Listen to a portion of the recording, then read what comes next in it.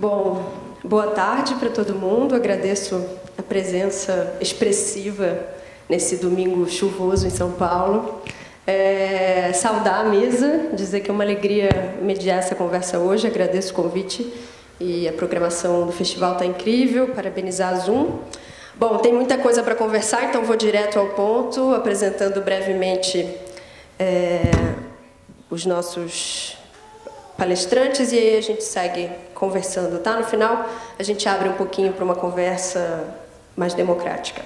Bom, a gente começa com a Gisele Beigelman. A Gisele é colunista do site da Zoom, colabora com textos incríveis que têm discutido aí alguns desses temas tão caros ao presente. É artista e professora da FAUSP, autora de um livro importante chamado Políticas da Imagem, Vigilância e Resistência na Dadosfera, e também do livro Memória da Amnésia, Políticas do Esquecimento, entre outros. Biarritz é a terceira a falar hoje, artista transmídia, gostei do termo. Já expôs no Man Rio, no Centro Cultural São Paulo e na Kunsthal Trondheim, na Noruega. Participou da The Wrong Biennale, do FAIO, entre outros. Integra os acervos do Rhizome Art Base, do New Museum, da Fundação Cádiz e do Instituto Moreira Salles. Foi indicada ao Prêmio Pipa em 23 e 24. E Guilherme Bretas, que fala em segundo lugar, depois da Gisele, é artista visual e arquiteto, graduando pela FAUSP, aliás, orientando da Gisele, se eu entendi bem. Foi curador da exposição Tebas, Uma Pedra no Chão, no Museu Brasileiro da Escultura e Ecologia, MUBI, participou com a Frente 3 de Fevereiro da 35ª Bienal de São Paulo e foi indicado ao Prêmio Pipa em 2023. Bom, dito isso, passo a palavra a Gisele, para a gente começar a discutir o que seriam essas tecnologias da resistência. Obrigada.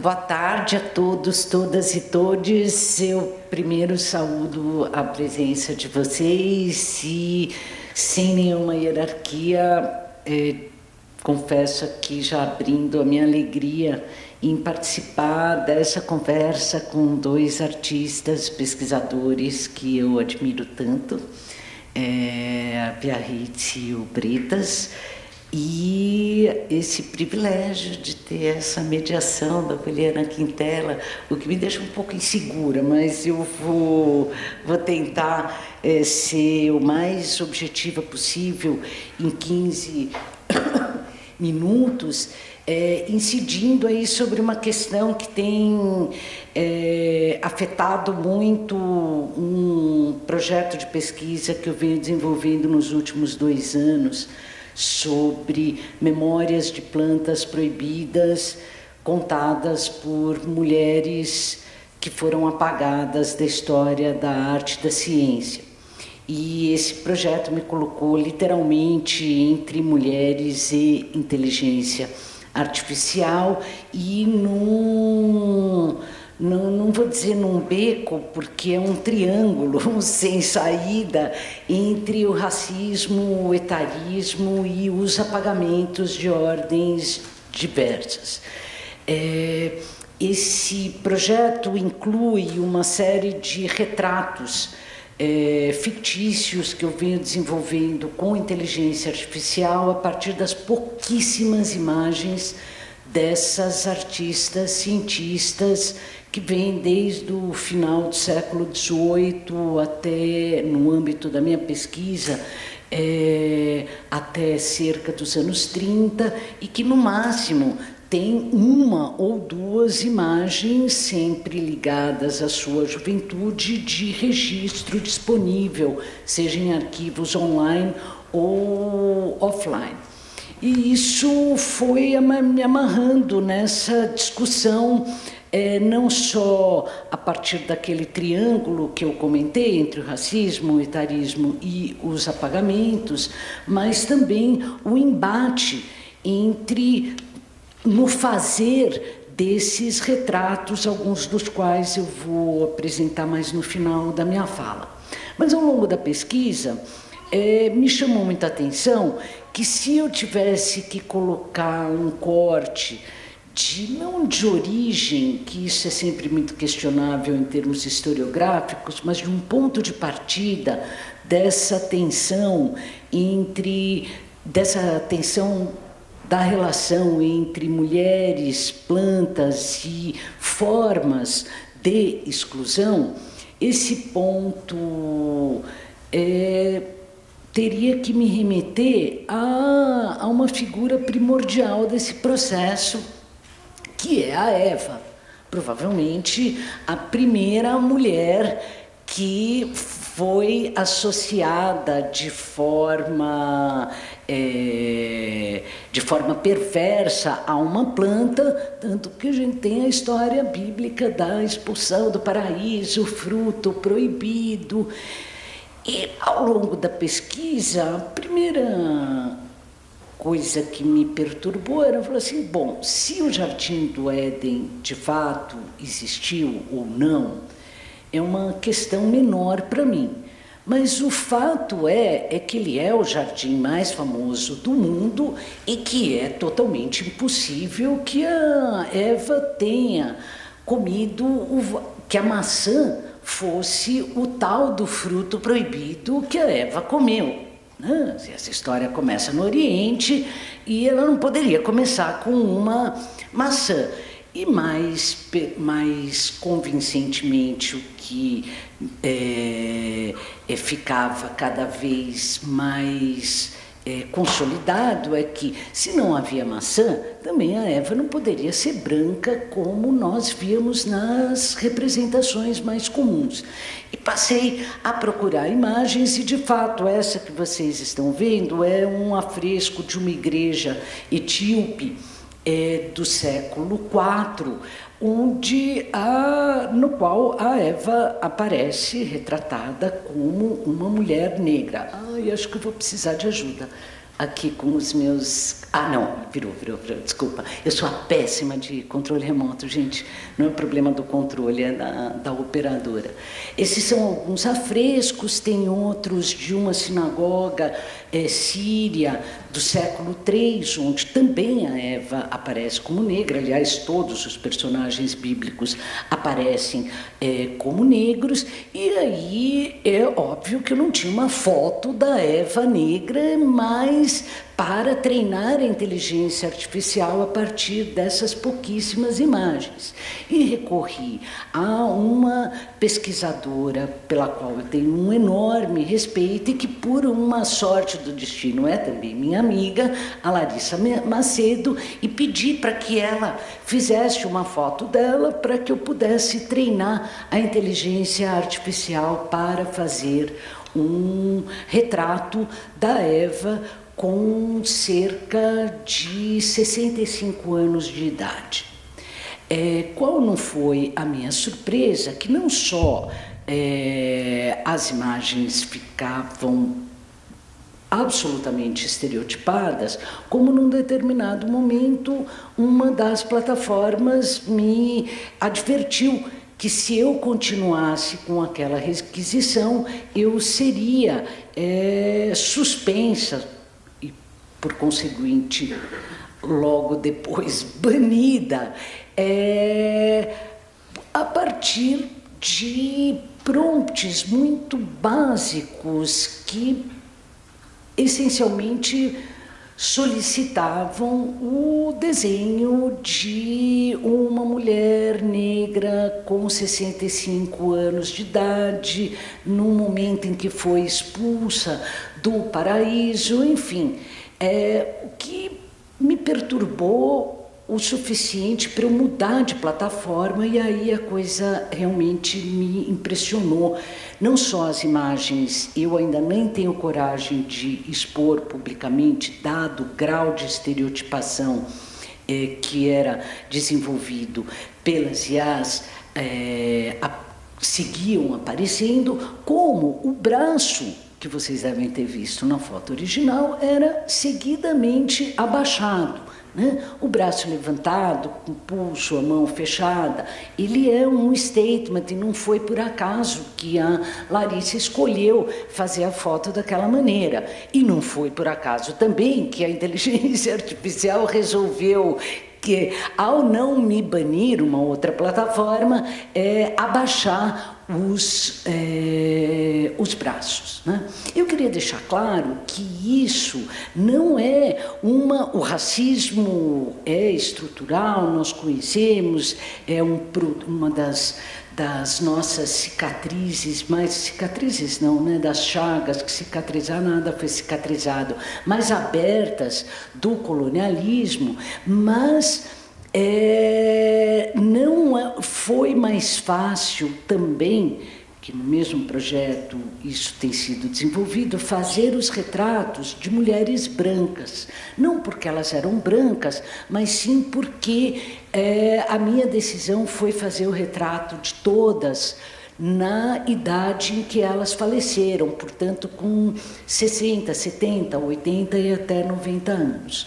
O caso mais difícil de todos foi o da Maria Bandeira, que provavelmente vocês nunca ouviram falar. A Maria Bandeira foi a primeira botânica do Jardim Botânico do Rio de Janeiro. Ela chegou a identificar mais de 500 espécimes diferentes de musgos e outras plantas.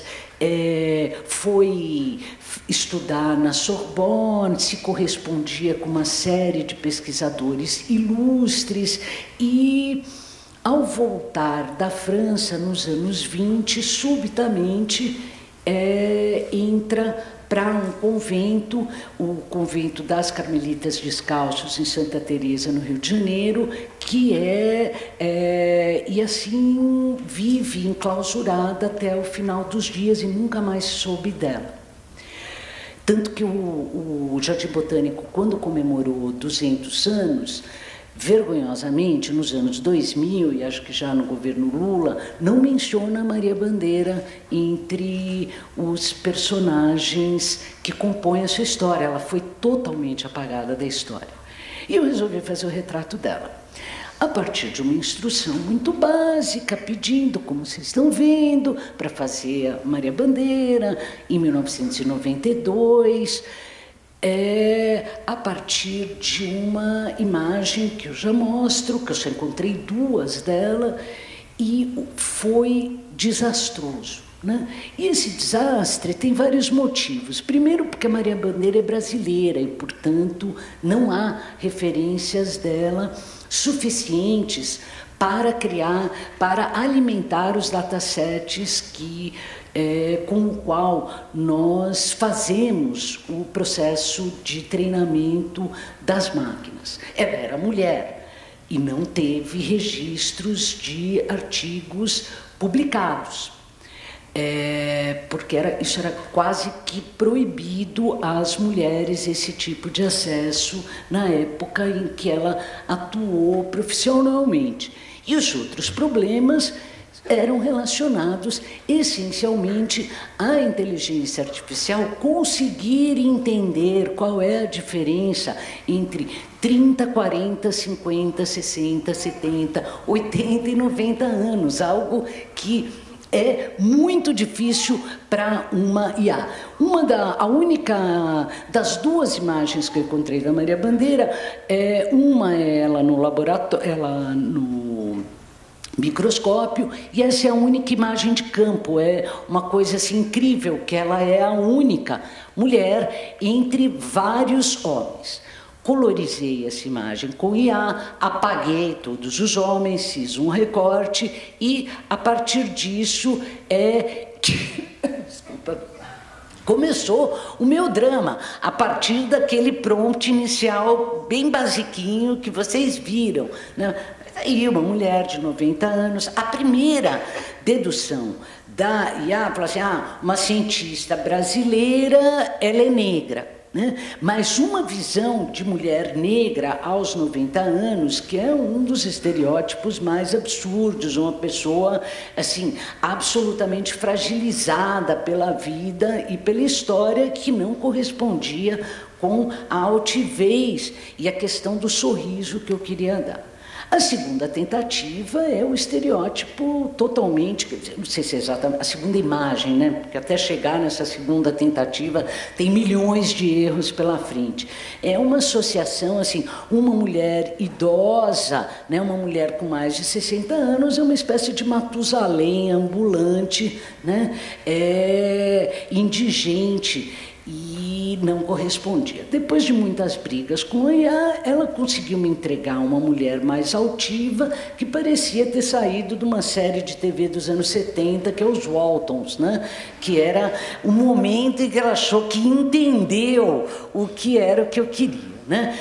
Muitos dias depois, eu cheguei nas primeiras imagens que todos esses retratos, eles são das mulheres, não só idosas, mas dessas mulheres em relação às plantas que elas estudaram.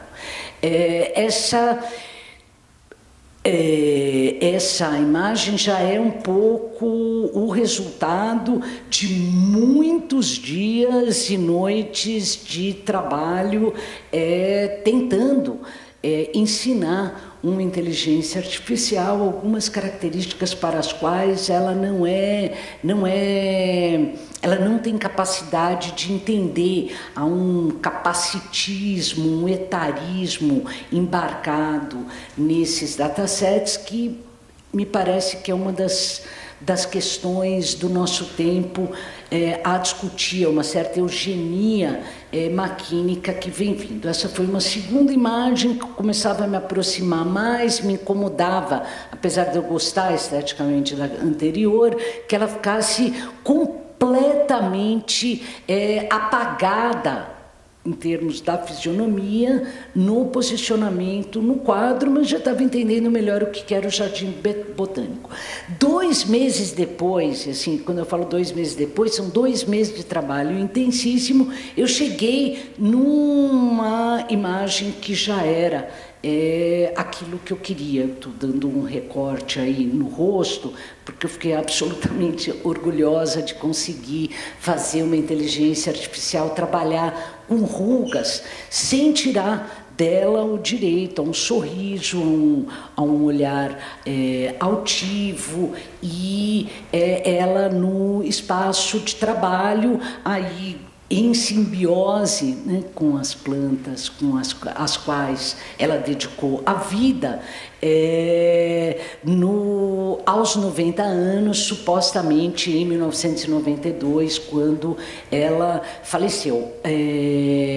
Eu sei que ninguém vai notar, mas é que isso é minha maior vaidade. A mão que vocês viram, sem querer eu passei aqui, ai gente, estou voltando aqui. A mão dela é um primor em termos de inteligência artificial, é sempre o lugar para você ver um deepfake, é a mão e a orelha, né? As duas ficaram sensacionais, mas a mão, sim, foi o resultado. Só para evitar que alguém me pergunte, mas não é só escrever qualquer coisa que sai qualquer coisa? Isso, escreve qualquer coisa, sai qualquer coisa. Não é exatamente isso que acredito que nós estejamos fazendo aqui nessa mesa. A Maria Bandeira é uma das mulheres com as quais eu trabalhei. Eu fiz um banco de dados aí de quase 100 mulheres e retratei 7 por uma questão de espaço, orçamento, e também porque eu escolhi 7 histórias de mulheres que não só tiveram todas essas dificuldades e foram apagadas como todas as outras no meu banco de dados da história, mas tiveram finais de vida muito solitários e que carregam essa opressão a qual elas foram submetidas ao longo de décadas e décadas de trabalho. Inclusive a Maria Sibila Merian, que hoje em dia é considerada um ícone, né, da história das mulheres na ciência, que morreu depois de um derrame, cega, sozinha e empobrecidíssima, em Amsterdã.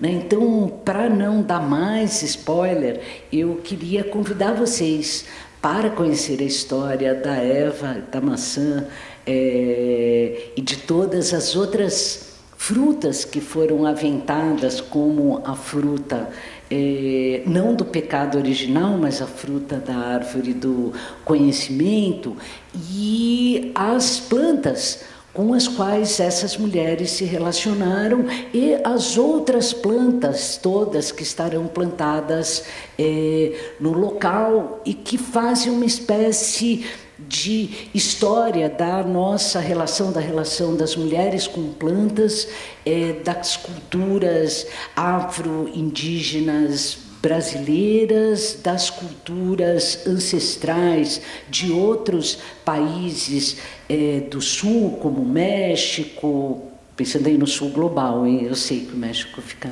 fora da América do Sul, o México, o Chile e entre outros lugares. Então, eu acho que eu estou estourando aqui meu tempo, eu deixo aqui o convite para vocês, a partir do dia 5, nos visitarem no Centro Cultural Fiesp, e aproveito para agradecer os apoios que eu venho tendo nesses processos de pesquisa, essencialmente da FAO, onde eu trabalho, da Universidade de São Paulo, da FAPESP e do grupo de pesquisa que vem trabalhando comigo nos últimos anos. É isso, gente. Super obrigada.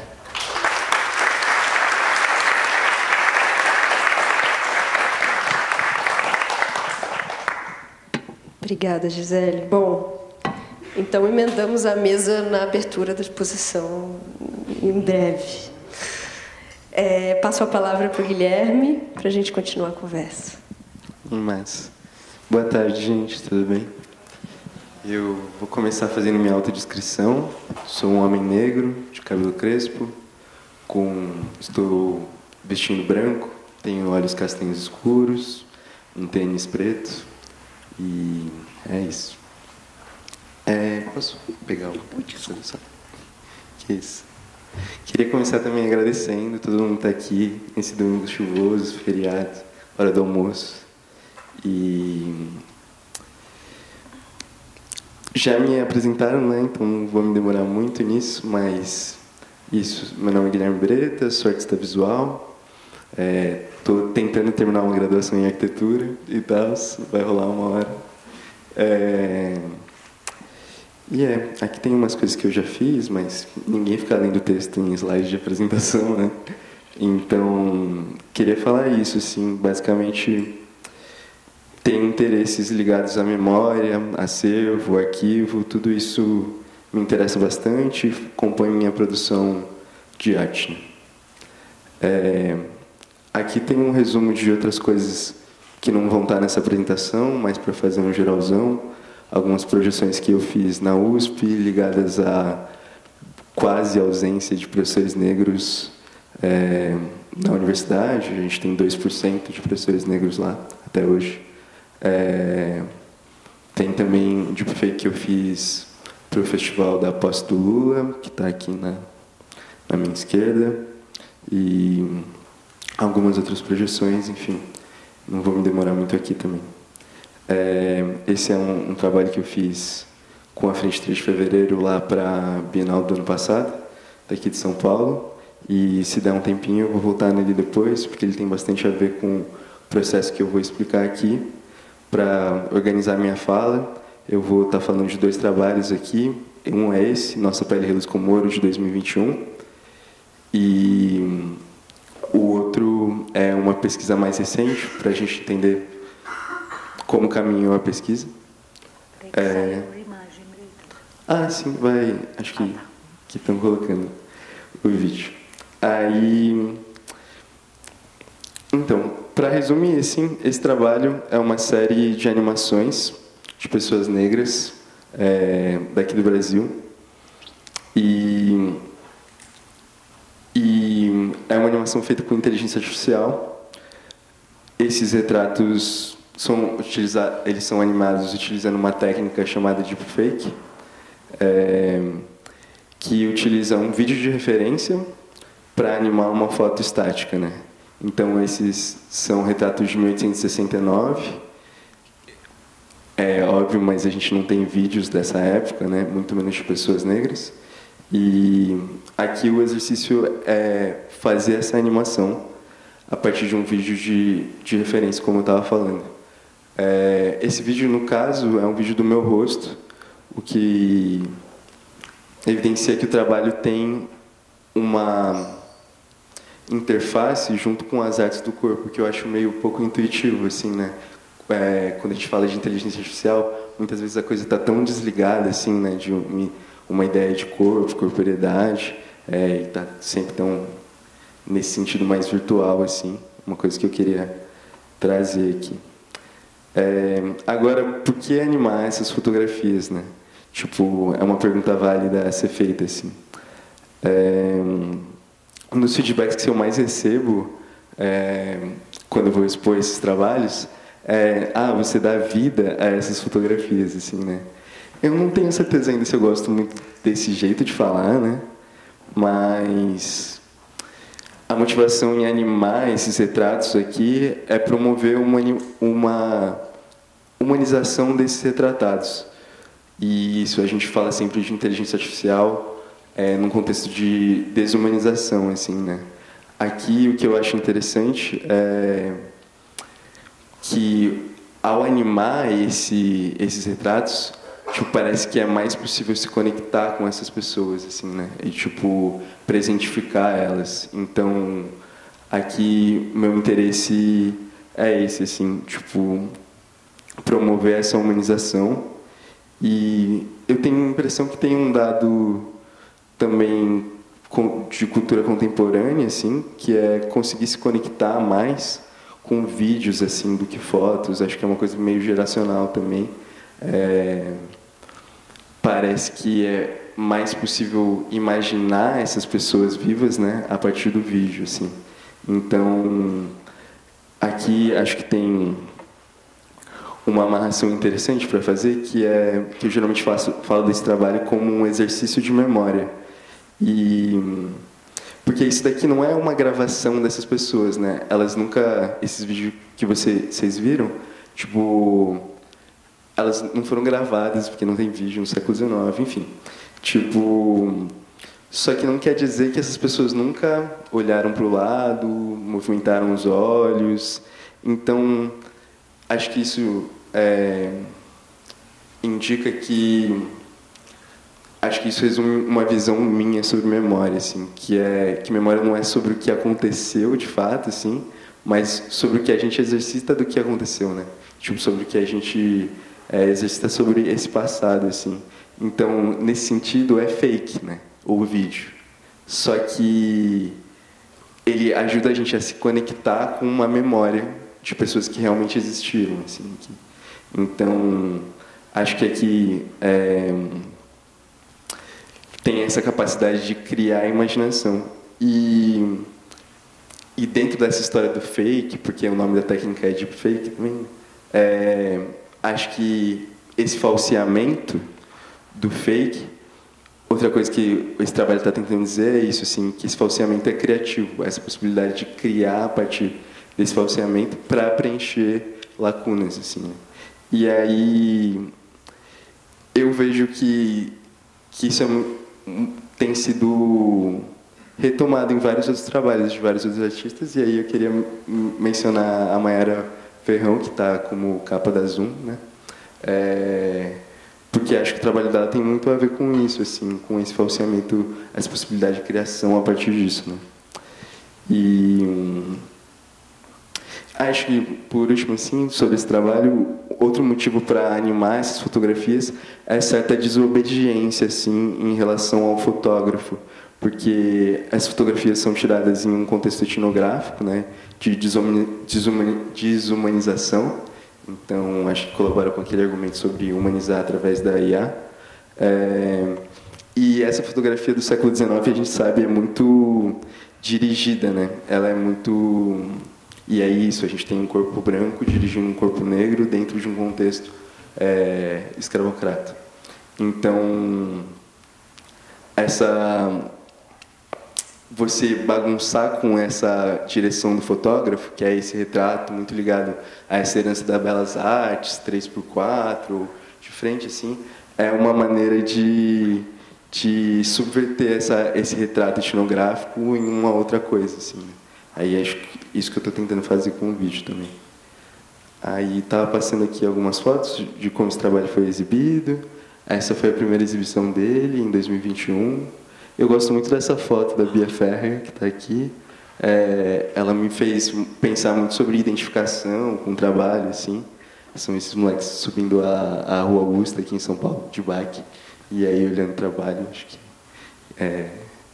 me deixou muito feliz, assim, ver esse registro e pensar sobre isso. Aí, aqui eu já vou entrar no segundo trabalho, que é esse autoarquivo. E para entender mais ou menos como eu estou pensando essa produção dos deepfakes, assim, né? Eu não gosto desse nome, na verdade, assim, deepfake, porque ele é um nome da ciência de dados, ele é um nome um pouco tem a ver com um programa de marketing, assim, né, sobre essas tecnologias, assim. E eu não sou cientista de dados, eu sou artista, né? Então eu entendi que tinha uma briga importante para fazer sobre essas nomeações aqui, né? E nesse sentido, o que eu estou tentando voltar no slide lá, que eu estou tentando trazer aqui, que é o núcleo desse texto, que é uma publicação que vai sair pelo ETA do SESC, inclusive é organizado pela Larissa Macedo, que está aqui. Muito obrigado, Lai. É isso, assim. Para mim foi importante entender que renomear o deepfake para máscaras, né? E entender que o surgimento de uma máscara de pixels, que o deepfake é isso no final, né? Você está usando um rosto de fundo de animação para um retrato, ou você está sobrepondo. Então você está sendo sobrepondo o seu rosto com outro rosto, assim, né? O que eu quis renomear de máscara, porque a máscara tem uma tradição ancestral, assim. E a partir disso, isso abre outras chaves de entendimento poético sobre como usar o deepfake, né? E é aí que eu introduzo esse trabalho, que é de 2023, do ano passado, que chama Autoarquivo, e ele é uma video performance que eu fiz no arquivo onde essas fotos estão. É o mesmo acervo do trabalho que eu mostrei anteriormente, e a coisa sobre esse acervo é que ele está na Alemanha desde o século XIX. Hoje em dia, numa cidade que chama Leipzig, acho que é Lipizia em português. E ano passado eu tive essa oportunidade de passar numa residência artística desse coletivo feminista chamado Dreaming Beyond AI, que pesquisa justamente inteligência artificial, raça e gênero. E eles montaram essa residência, passaram num edital também de residências de 2 museus, que é o Deutschtorhallen, lá em Hamburgo, e também Kampnagel, que é outro centro cultural de lá. E nesse trabalho que está acontecendo, ele é um vídeo de 15 minutos, assim, onde eu vou trocando de rosto. Eu estou nesse acervo, que é na Biblioteca Central de Geografia do Leibniz Institute, e foi muito interessante ter essa oportunidade de visitar o acervo, porque eu só tinha visto essas imagens por digitalizações inclusive feitas pelo IMS aqui. Tive contato com eles, esses retratos a partir do Brasiliana Fotografia, que era esse portal daqui. Mas nunca tinha visto as fotos materiais, assim. Então, foi muito interessante estar tão longe de casa e ver retratos de pessoas daqui, que estão lá já há mais de 100 anos, assim. E um estranhamento também, porque essa materialidade está distante da gente, assim, e ao mesmo tempo numa biblioteca, que podia ser a biblioteca da Faculdade de Geografia da USP, assim, né? Uma materialidade muito parecida, nenhum tipo de... nada muito elaborado, assim, no sentido de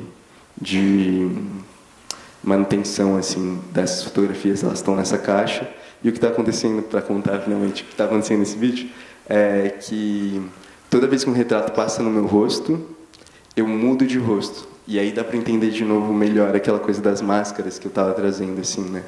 Aqui, como é um desenvolvimento da pesquisa, depois de 2 anos, acho que tipo, deu para pensar no amadurecimento desse conceito.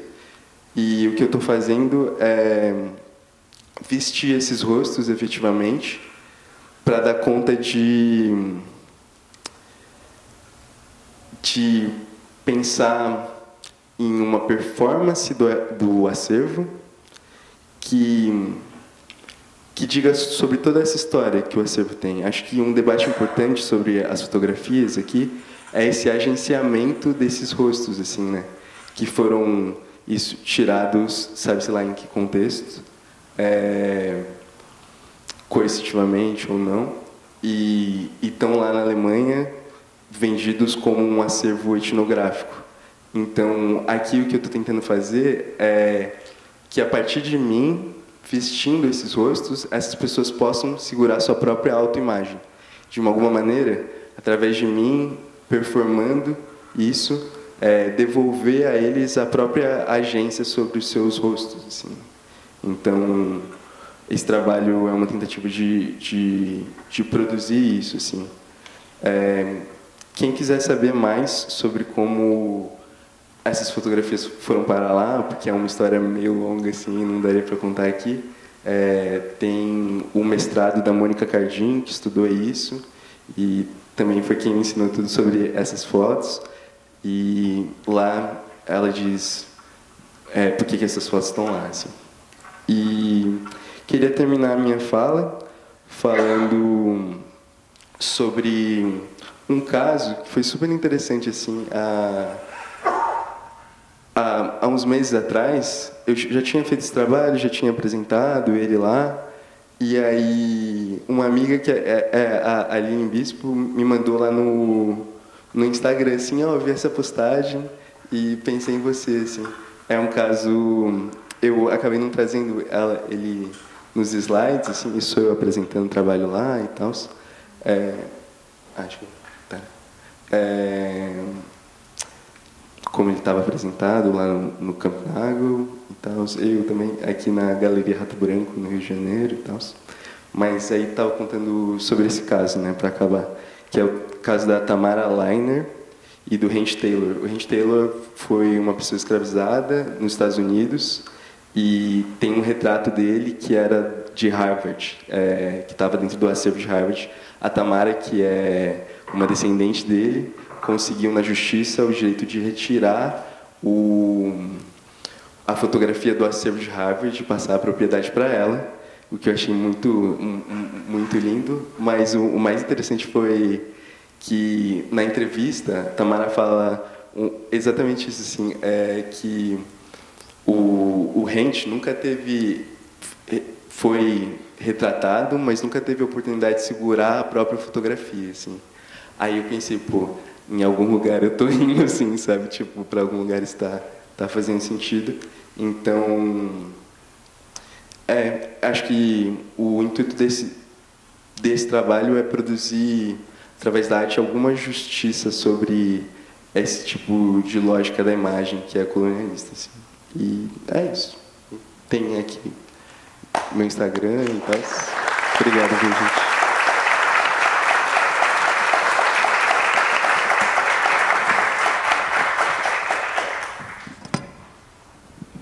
Demais, Guilherme. Bia. Oi, gente, boa tarde, tudo bom? Eu sou Bia Ritz, vou me autodescrever. Sou uma mulher cis, cabocla, estou usando um boné marrom e um vestido marrom e uma blusa azul que reproduz uma farda de colégio. Eu sou Bia Hitz, sou nascida em Fortaleza, Ceará, e vivo e cresci em Recife, Pernambuco. Então, eu estou aqui exclusivamente para estar com vocês nessa tarde. Muito obrigada pela presença de todo mundo e pelo todo mundo que está fazendo esse festival acontecer e que está trabalhando nele aqui. Para mim é muito importante estar aqui hoje, também ao lado de vocês três, porque eu acho que as nossas conversas, pesquisas dialogam muito e se fortalecem de alguma forma. Eu trabalho fundamentalmente com vídeo, com imagem em movimento, então eu trouxe 3 vídeos aqui para mostrar para vocês e vou falar um pouquinho deles, de cada um. Esse primeiro, ele é um exercício que eu fiz com esse crítico de arte, escritor, enfim, de Salvador, chamado João Vitor Guimarães. E eu acho interessante trazer ele aqui na Zoom e no IMS, porque ele também é um exercício sobre fotografia, sobre captura de imagem dos outros, que foi um assunto abordado por vocês dois também, né? Ele vai passar 4 minutos e 17 segundos dele. Ele tem 7 minutos e ele tem som também.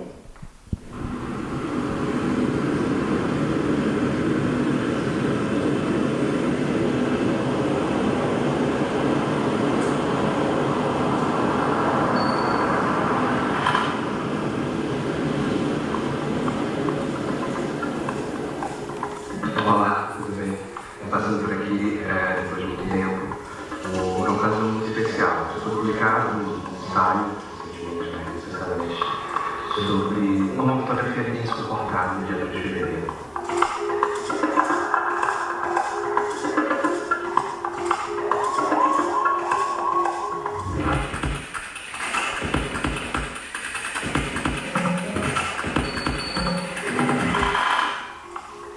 E é muito interessante porque, para mim, o dia 2 de fevereiro é o dia mais lindo de todo o universo.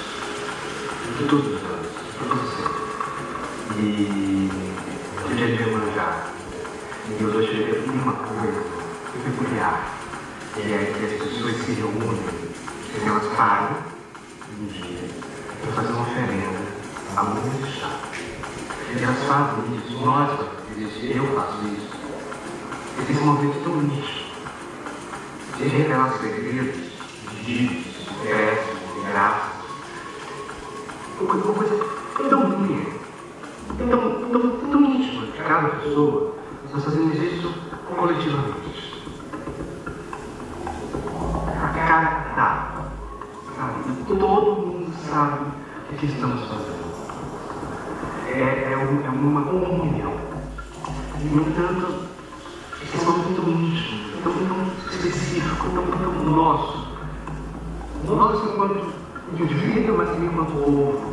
Como esse momento ele é forçado, ele é assaltado, ele é violentado, disposto. Esse, de início, já é uma reflexão que eu, enquanto participante, enquanto frequentador do dia de Iemanjá, já me incomodava. E graças à fotografia publicada corajosamente por Rafael Ramos no seu Instagram, iniciamos essa discussão.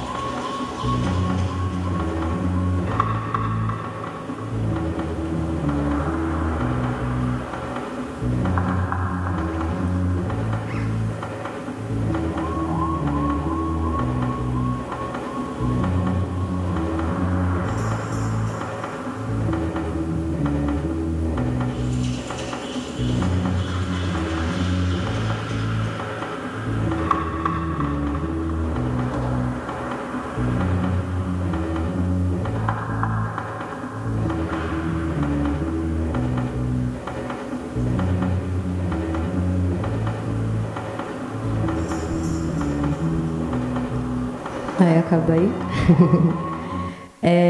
Então, é um trecho desse exercício, né? Eu fiz em conjunto com João Vitor, que é lá de Salvador, e ainda não. Ele fez um texto e aí a gente, enfim, eu faço esse vídeo em cima desse texto dele e também elaboro algumas colagens em movimento e tudo mais. E você pode deixar pausado algum momento do vídeo só para não ficar preto enquanto eu falo dele? O anterior? O que estava rolando agora? Vamos lá, gente. É VJ também. A gente faz tudo ao vivo. Não tem esse negócio, não. Aí, esse trabalho se chama Iemanjá Hackeada, justamente pensando nessas relações, nessas tradições, na verdade, né, etnográficas, antropológicas, que Pernambuco e Bahia acabam sendo estados irmãos nesse sentido, né? A gente tem o primeiro congresso afro-brasileiro que acontece sob a direção do Gilberto Freire, em Pernambuco, em 1934, e o segundo congresso afro-brasileiro acontece em 1937, em Salvador. O primeiro em Recife e o segundo em Salvador. Então, existe, de fato, a gente tentou refletir nesse trabalho sobre essas heranças, né, essas heranças etnográficas, antropológicas, em relação a essas manifestações, que eu cada vez mais tenho acreditado que nossos problemas, de fato, têm uma chave em comum, e essa chave ela é espiritual. O Nego Bispo ele fala, né, que o problema do mundo hoje é a cosmofobia.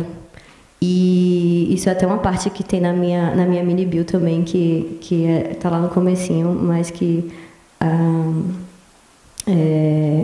enfim, não abordamos essa parte da mini bio, mas eu acredito que sim, existe uma disputa cosmológica de realidade, né? Então, isso também acaba sendo abordado em vários outros trabalhos, e às vezes eu chamo de bruxaria, às vezes eu chamo de espiritualidade, mas bom, a gente discutiu sobre isso, especificamente sobre a festa de Iemanjá em Salvador. A segunda parte do vídeo já é com a minha voz, e eu já trago uma reflexão sobre o que é o dia de Iemanjá em Recife, em Pernambuco, e sobre o que são essas apropriações turísticas que acontecem, né? Porque em Pernambuco, na verdade, em Recife, o dia de Iemanjá é no dia 8 de dezembro, que ela é sincretizada com a Nossa Senhora da Conceição da Praia. E em Salvador também. A primeira festa de Iemanjá também acontece dia 8 de dezembro. Ela ainda existe dia 8 de dezembro, mas a de 2 de fevereiro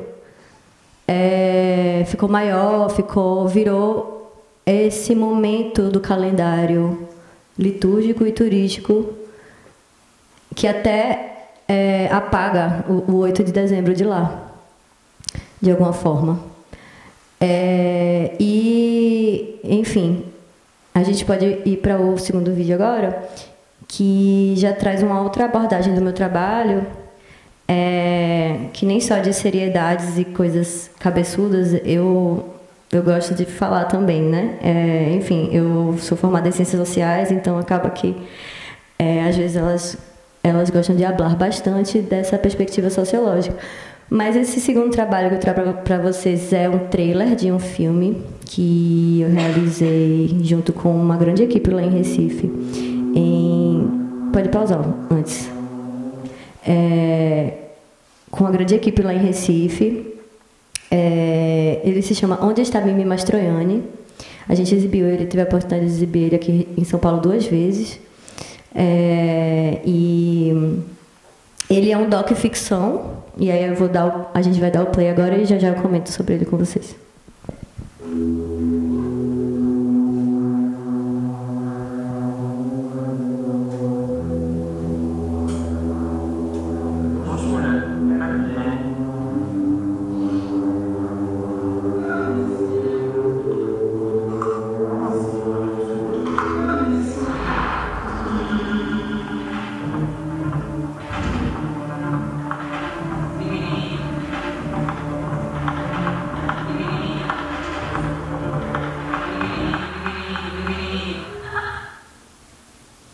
Pode deixar até o final.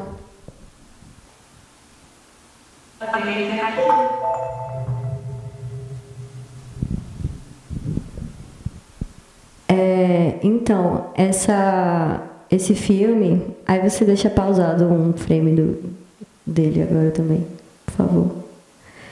Esse filme, ele é um doc-ficção. Essa personagem que aparece nele, a Mimi, ela é uma figura real no bairro do Pina, lá em Recife. Ela é cabeleireira, ela é uma pessoa trans com seus mais de 50 anos, então, por si só, ela contraria várias estatísticas no Brasil, e ela joga o jogo Second Life há mais de 15 anos. O Second Life é um jogo virtual online considerado o primeiro metaverso do mundo, porque ele foi lançado em 2003. Então, ele já é um jogo assim antigo, retrô quase. E ela joga ele há muitos anos e, por ser um metaverso, também circula de moedas lá dentro que também podem ser convertidas para dinheiro real, né? Convertida para dólar e para real também. E ela trabalha como stripper e como hostess de festas noturnas dentro do jogo. Isso faz parte da renda mensal dela também. Então, o que acontece nesse filme é que na pandemia ela perde o acesso a essa conta que era tão antiga que ela não tinha mais o e-mail original dessa conta. Já tinha mais de 15 anos essa conta e o computador dela quebrou na pandemia e ela ficou sem o acesso a essa conta. Então, o filme é as outras personagens dela dentro desse jogo, que ela também tinha outras contas, procurando por ela, porque ela desapareceu, né? Então, se você não entra na sua conta num jogo, se não tem ninguém jogando, logo não tem mais aquela vida. O que eu acho que é uma metáfora interessante para a gente pensar também. Então, essas bonecas vão procurando por ela, especificamente essa que é chamada Ellie Love, que também é stripper no jogo. E ela vai procurar por Mimi. Então, é um drama psicológico que eu convido vocês para assistir. A gente não está online ainda, mas em breve ele já vai fazer mais de um ano, né? Que está circulando e a gente vai disponibilizar ele também. E, enfim, é um filme que trata, na verdade, de criação de realidades, né? O Bretas falou de memória, a Gisele também, e eu acho que esse filme ele fala também do agora, de como lidar com o agora, né? Se a realidade ela não tá pra gente, ou ela nós não somos bem-vindos nessa realidade, então que a gente crie outras. Eu acho que esse filme ele é um pouco isso, né? Mimi faz isso na vida dela. Ela cria essas existências e ela vive essas existências que estão para além de um corpo só, para além de um eu só até. E aí eu vou deixar o último vídeo agora rodando. Esse não tem som, esse é mais um loop mesmo, de um trabalho que eu acabei de realizar, acabei de voltar dessa viagem. E ele é também uma colagem, uma videocolagem em movimento, que eu tive a oportunidade de fazer em colaboração com um grupo chamado Textiles Semillas, do norte da Argentina. É um grupo formado por dezenas de mulheres tecelãs tradicionais do norte da Argentina andina, muitas delas de comunidades indígenas de lá também. E bom, na ocasião desse evento, que foi um museu na Alemanha, em Berlim, eles têm uma estrutura de LED muito interessante lá, que a pessoa que estava na curadoria desse evento me chamou para, digamos, produzir algo para aquele dispositivo ali, que na verdade é meio subutilizado pela instituição. O museu coloca mais informativos e tal. E aí, nessa ocasião, eu fui chamada para criar uma peça artística para ficar naqueles painéis. E eu faço isso a partir de iconografias e texturas das próprias textílias semídias. Então, tudo isso aí são bordados manuais, são texturas manuais, são inclusive tecidos feitos organicamente com plantas da região delas, que é a região de Salta e Jujuy, ali no norte da Argentina, que é essa região montanhosa, andina, super bonita. E, enfim, esse trabalho ele se chama, em espanhol, O Sonho do Tear que Dormiu pela Tarde. Então, ele meio que se trata de uma personificação. O que seria esse tear que trabalha tanto com essas mulheres? O que será que ele pensaria? O que será que ele sonharia num cochilo da tarde, que é o meu preferido? Enfim, minha família é do Ceará, então a gente realmente tira um cochilo depois do almoço, de lei. E eu fiquei pensando, né, o próprio tear, essa máquina, essa tecnologia que é utilizada tão tradicionalmente há tantas gerações, o que será que ele sonharia? E o que foi muito especial, e por isso que eu quis também trazer esse trabalho agora, é que nesse encontro eu tive a oportunidade de ouvir todas elas e conversar com todas elas e participar desse evento com todas elas. E uma delas, que se chama Celeste, ela falou assim: olha, faz muito sentido isso que você está falando, porque a minha mãe, ela sempre fala, o tear não mente. O tear não mente. Se a gente estiver fazendo alguma coisa e ele estiver mal-humorado, ele não vai deixar a gente terminar. A gente tem que brigar com ele, ou a gente tem que parar, a gente tem que... Enfim, então tem uma relação muito profunda com aquele maquinário que faz parte da vida delas, faz parte da constituição cosmológica delas. E uma das coisas que a Celeste falou, inclusive, foi que ela tem uma tristeza, que é não possuir mais a língua tradicional com que, na verdade, se conversava com o tear, que no caso dela era o quechua. E ela sabe que em espanhol ela não se comunica tão bem quanto ela se comunicaria com ele em quechua. E é isso, assim, eu acho que em se tratando de tecnologias de resistência ou tecnologias em resistência, eu achei interessante trazer esse trabalho que, claro, eu trago a minha linguagem, no caso, imagem em movimento, vídeo digital, em colaboração com essas tecelãs que falam tanto sobre também algo que continua se perdendo, né? Tradições continuam se perdendo, inclusive na minha própria família. Então, nessa ocasião, eu tive a oportunidade de mostrar outros trabalhos que também falam de sonho e que também falam de tecnologias que se perderam. Como, por exemplo, na minha própria família, eu posso dizer que as mulheres da minha família foram parteiras. E isso é uma tecnologia que eu não recebi, que eu não aprendi e que eu sei que eu não vou ter. Não da forma que elas tiveram, no mínimo, minimamente. Então, são trabalhos que falam sobre isso também. Sobre, politicamente, questionar o que é ciência, o que é tecnologia, o que é saber e para que serve isso tudo, para quem está servindo isso tudo, né? E é isso, obrigada, gente. Eu nem sei como é que está o tempo.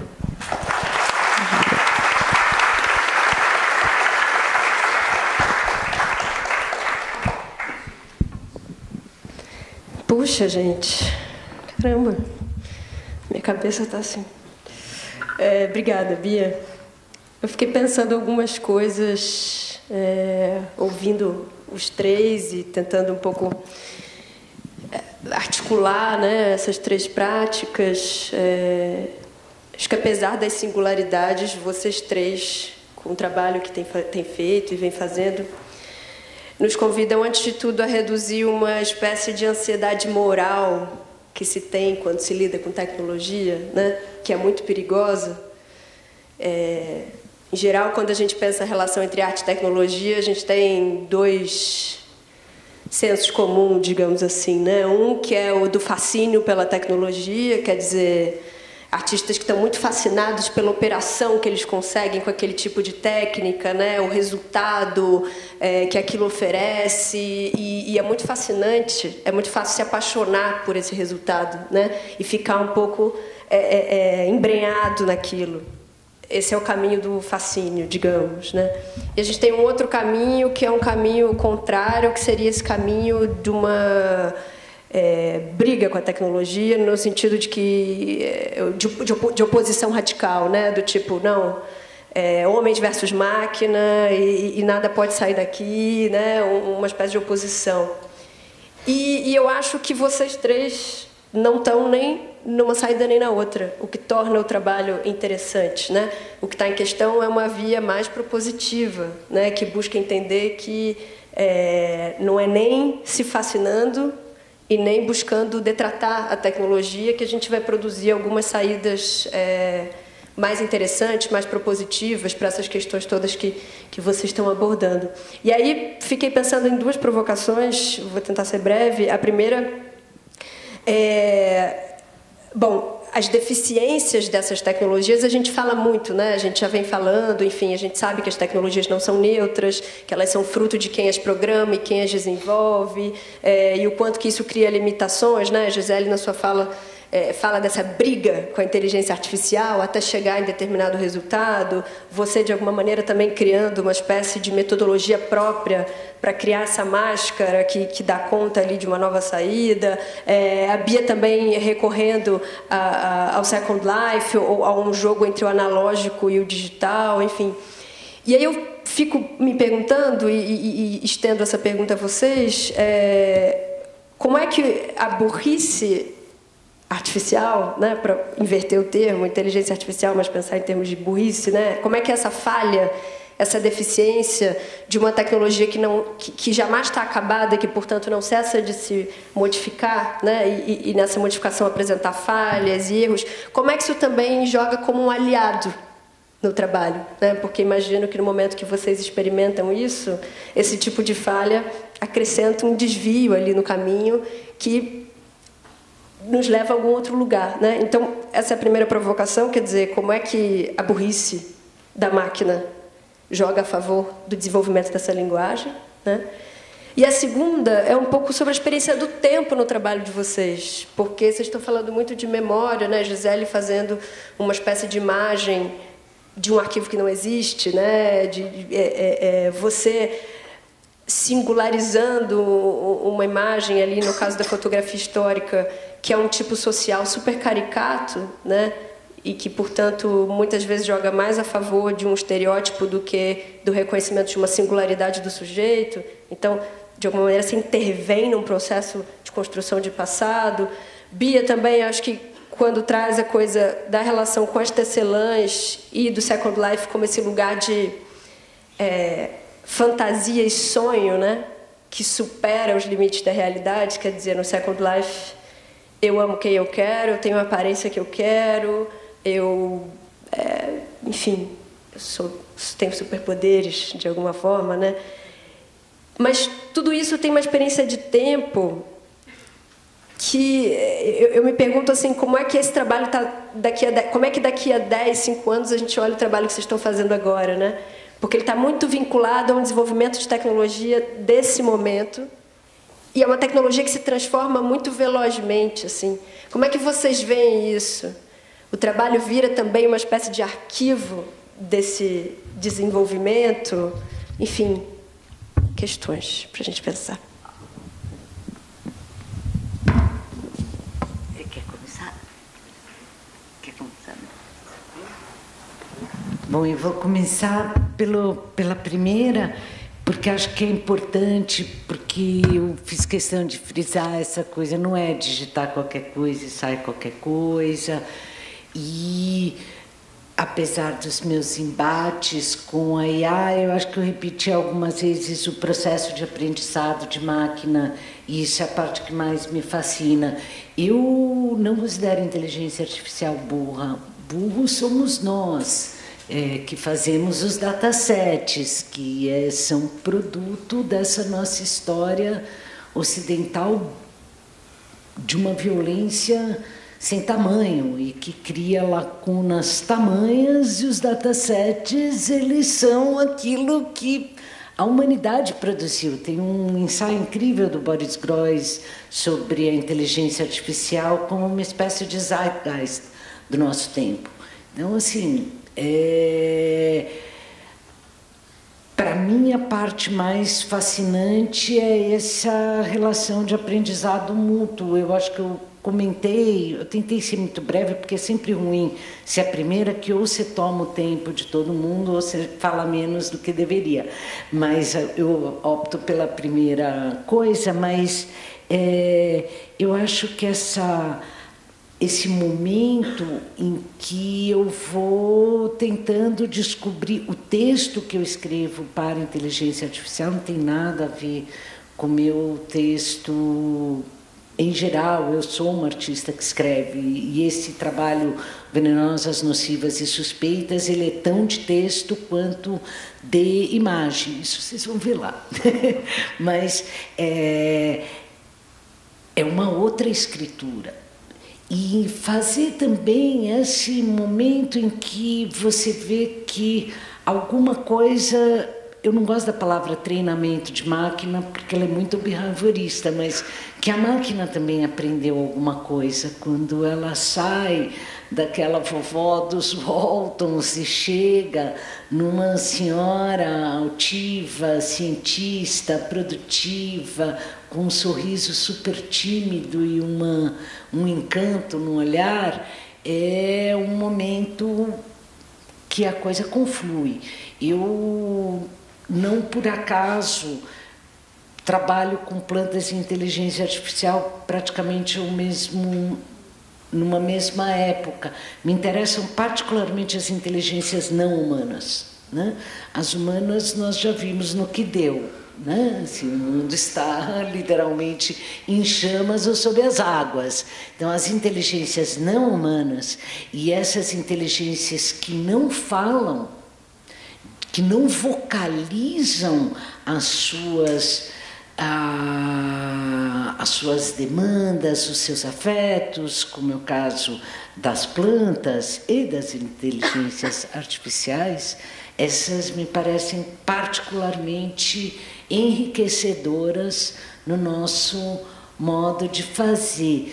Com relação aos processos se tornarem um pouco um documento sobre aquilo que eles fazem, bom,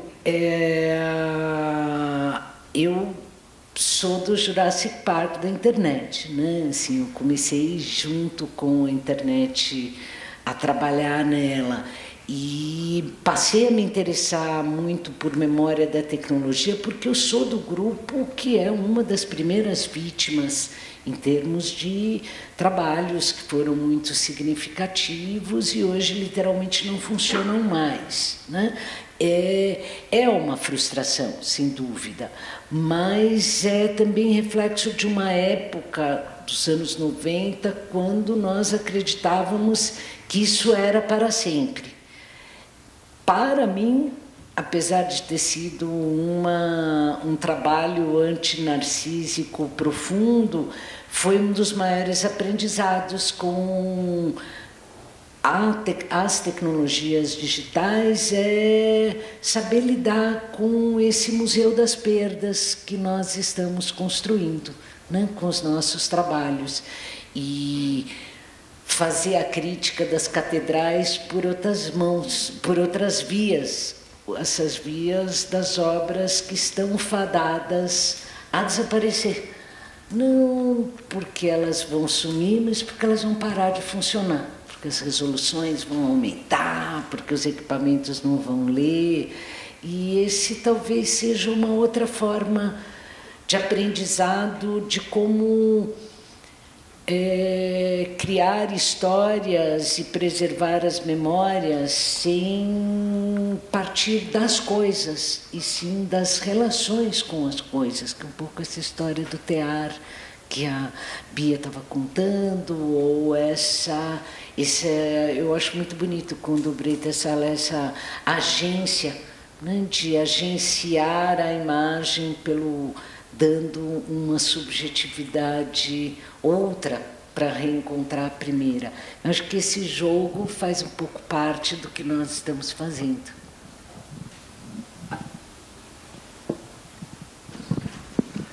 Vou comentar um pouco sobre isso que você falou, Gi, sobre inteligência artificial ser um pouco esse zeitgeist, assim, né, tipo, do tempo. Eu fico muito pensando na palavra dataset. Também nesse texto que eu mostrei o trechinho do SESC, que a gente tipo, discute junto com o deepfake, essa nomeação, comparação entre deepfake e máscara, assim, né? A palavra dataset com curadoria, para tipo, pensar no dataset como uma curadoria de imagens, assim, né? Se a gente está falando de inteligência artificial de imagens, para trazer isso para esse campo das artes, assim, né? E aí, se a curadoria é mal feita nesse sentido, né? Se a curadoria tem a ver com esse mundo todo, assim, né? Que a gente sabe que deu, como você disse, assim, com esse mundo branco, cis, masculino, e aí o output dessa inteligência artificial vai ser como a curadoria dele é feita, assim, né? Então, para diferenciar um pouco essa coisa de banco de dados e acervo, assim, né? Eu tenho pensado muito nessas palavras como elas são chaves para a gente criar esse entendimento, assim, né? Tipo, porque senão a gente fica isso absorvendo coisas da ciência de dados, assim, desse um marketing sobre essa inteligência artificial e deixa de pensar nessas outras possibilidades, né? E agora, para falar sobre temporalidade, trabalho, assim, não sei, eu demoro muito, assim, para fazer as obras, na verdade, tipo, o que é doido, acho, às vezes, isso, tipo, muitas vezes já me fazendo, e aí a tecnologia, isso, sai outro algoritmo, sai outra coisa, assim, mas tenho ficado cada vez mais despreocupado com isso, porque no final, assim, como o trabalho se sustenta para além dessa coisa da tecnologia mais recente, assim, né? Acho que tem uma coisa super estranha sobre isso, assim, que é a coisa do celular mais recente, sabe? Daqui a 100 anos, quando os vídeos tiverem, sei lá, o tempo das fotografias, né? Tipo, que vai ser disso, assim, né? A leitura, isso pode parar de... os gadgets, né, podem parar de ler MP4, podem... Enfim, tipo, a gente só ter registro escrito sobre o vídeo, enfim. Mas eu gostaria que daqui a tanto tempo, né, tipo, esses vídeos pudessem ser vistos e eles conseguissem criar uma memória, assim, sobre essas pessoas, diferente do que a gente cria sobre as fotografias hoje, assim, né? Tipo, acho que tem uma vontade de longevidade no meu trabalho, assim, sabe? Nesse sentido, em relação ao tempo. Porque acho que quando a gente fala de memória, longevidade é uma das coisas, assim, né? Tipo, que dá para almejar. E é meio isso. A gente sempre acaba nessa pergunta quando a gente fala de arte e tecnologia. É impressionante. Eu não tenho resposta, na verdade, mas eu tento, de fato, me preocupar antes da técnica com a poética. Então, é uma coisa também que eu tento reforçar quando eu estou dando oficinas ou fazendo facilitação em audiovisual com adolescentes, enfim, que a poética ela se sobressai à técnica e que, bom, isso é inclusive uma coisa que a professora Gisele fala também, que as máquinas, elas estão aprendendo com a nossa escrita. Então, quando eu falo de poesia, eu falo poesia mesmo. A poesia como algo que não vai ser apropriado, assim, o meu sonho não vai ser apropriado, a minha imaginação não vai ser apropriada. E isso ser uma agência mesmo, isso ser consciente, né? É isso, assim, antes da técnica poética.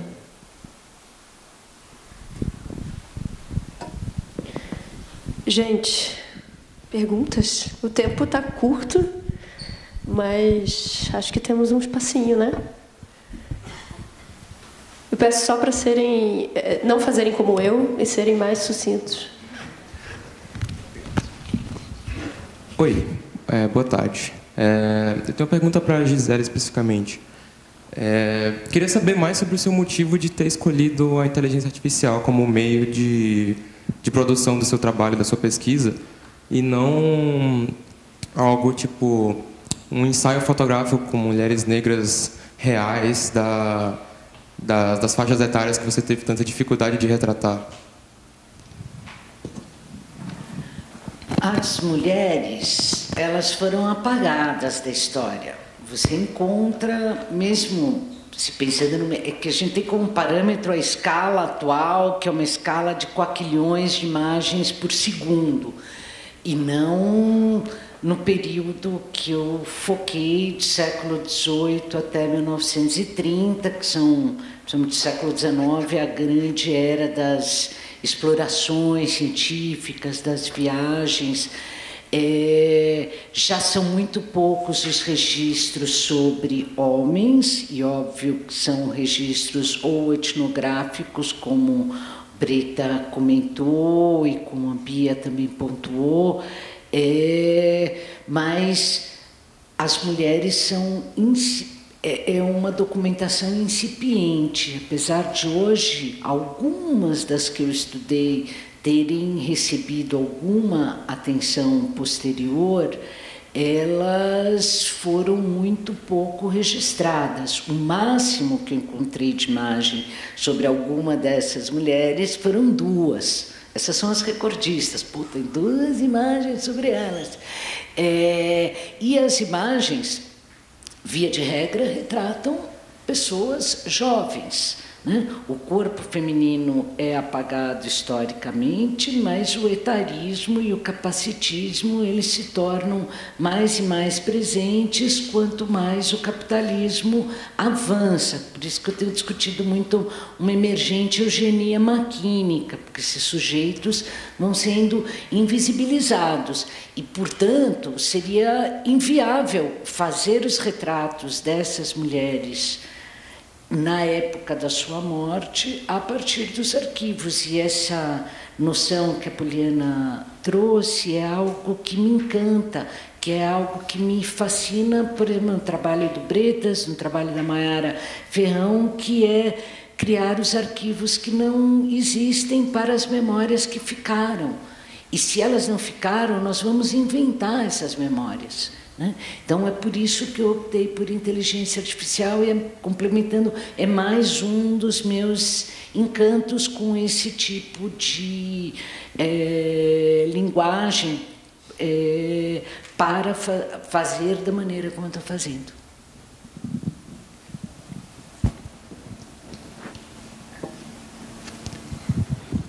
Oi. Tá ligado aqui? Eu fiquei, pegando as palavras do meu neto, Gabriel, de 10 anos, eu fiquei bugado com tudo isso aí. Assim, muito obrigado a todos vocês. Mas, vários insights, eu peguei aqui rapidamente e coloquei uma pergunta para o Jimmy aí, né? Eu botei carinha, palminha, carinha braba e punho, palminha de novo e uma interrogação. E ele me disse, olha, você está tentando se comunicar por emojis e é insuficiente para mim te responder qualquer coisa, né? E por que eu fiz essa brincadeira? Porque eu acho, tomando as palavras da Bia, né, que a poesia é imprescindível, né?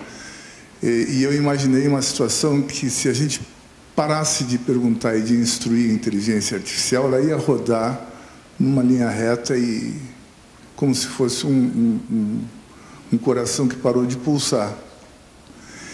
Então, o quanto é importante a gente ter esse acervo e e saber assim essas direções, né? Não se deixar simplesmente levar pela inteligência artificial, que é tentador, né? Para fazer um trabalho de escola, ou seja lá o que for, mas prestar atenção no quanto a gente precisa aprender bastante para levar um bom aprendizado, uma boa prática e consequentemente um mundo melhor, o quanto é importante que nós façamos essas perguntas da forma mais bonita, mais poética, mais envolvendo todos nós nesse planetinha. Seria isso, mais ou menos, né, o quanto é importante a gente pensar bastante junto com o pensamento artificial. Obrigado. É basicamente por isso que a gente conta com os artistas, né? Eles nos ajudam nessa tarefa. Encerramos? Como estamos de uma última? Mais alguém levantou a mão? Tinha um lá. Tentar ser rápido também para caber mais um. Tá bom. Meu nome é Elielton e eu gostei muito da apresentação da mesa e de pensar também como construir outras memórias, né? Como acessar e como tentar utilizar também da IA como estratégia também nesse processo. Isso me encanta muito, que eu trabalho com arte e saúde mental e como ter acesso também a artistas que estão ali também nesse contexto social, isolados, e como trabalhar com isso, né? E vocês trouxeram nas falas em comum também um aspecto da cidade, do território, seja na Bahia, seja também pensar as projeções, seja pensar também o próprio histórico, a trajetória também da professora Gisele, com Monumento Nenhum, com outros tantos trabalhos que trazem também da cidade.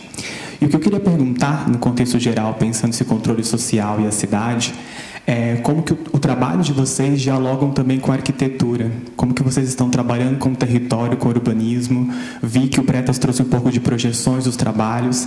Então, qual o diálogo também que vocês estabelecem com a própria cidade para pensar as pessoas ali dentro, para pensar o próprio contexto e como isso pode também gerar outras ferramentas, outras propostas de linguagens para ir além da IA, como pensar fotografia, como pensar outras formas de criar arquivos e memórias?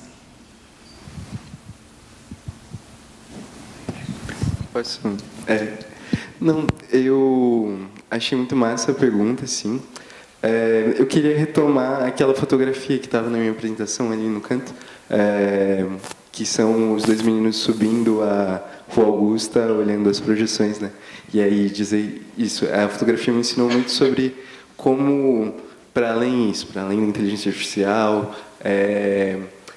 esses rostos estarem na cidade, assim, né? Tipo, daquele tamanho, com a projeção, estarem na arquitetura, gerava uma identificação, assim, sabe?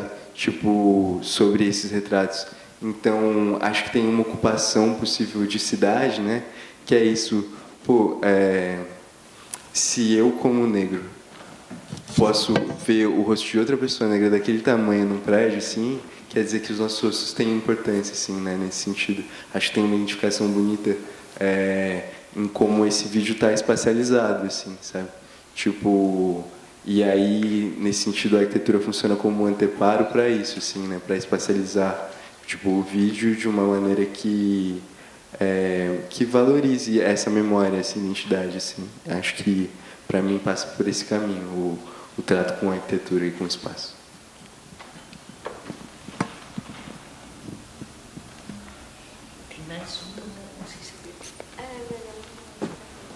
Não, acho que não tem outra pergunta.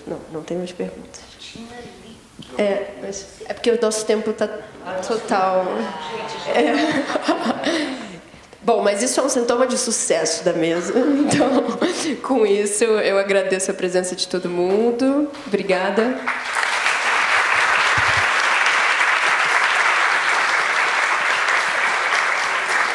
E acho que convido a todos a acompanhar o resto da programação. Obrigada.